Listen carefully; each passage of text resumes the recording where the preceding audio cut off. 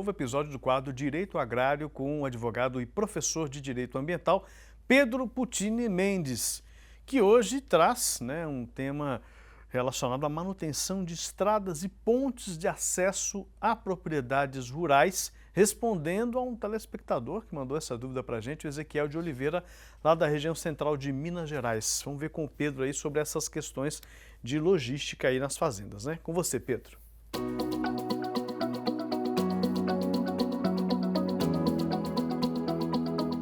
Saudações, de volta com Direito Agrário, para comentar sobre legislação no agronegócio e situações que envolvem o produtor rural referente a questões jurídicas, hoje por sugestão de Ezequiel de Oliveira, da região centro-oeste de Minas Gerais, para falar um pouco sobre manutenção de estradas e pontes de acesso em propriedades rurais. Bom, a legislação ela estabelece um conjunto de responsabilidades para garantir a segurança e o acesso adequado às propriedades rurais, especialmente no que diz respeito à manutenção de estradas e pontos de acesso e outros locais, enfim.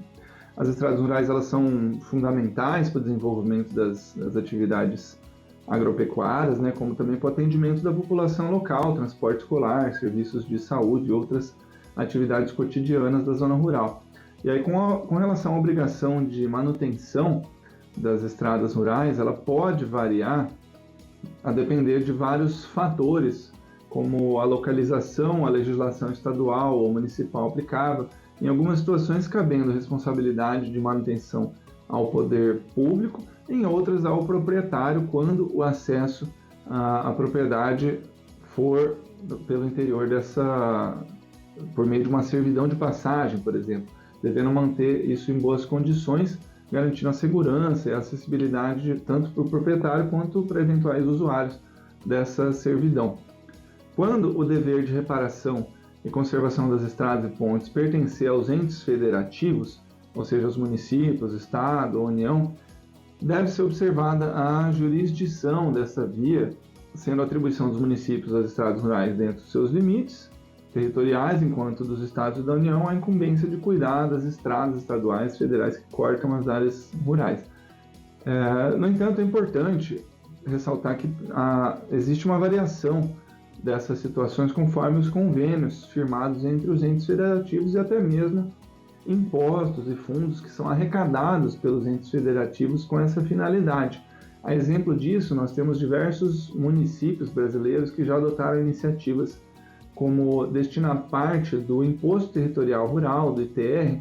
para fundos que são compostos por outros auxílios, subvenções destinadas à melhoria de estradas rurais municipais. Um desses casos acontece em Santo Ângelo, no Rio Grande do Sul, que possui o chamado Fundo Estrada,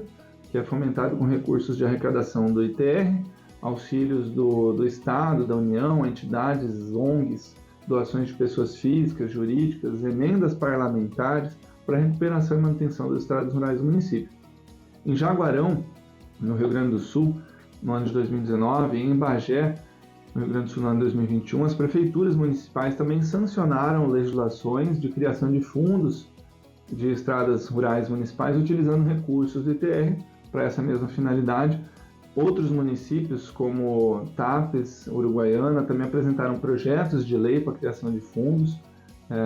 da mesma forma, utilizando recursos de ITR. Por outro lado, há relatos, como no estado do Tocantins, em que produtores rurais e entidades agropecuárias locais custearam com recursos próprios a recuperação de rodovias estaduais entre os municípios de Paraíso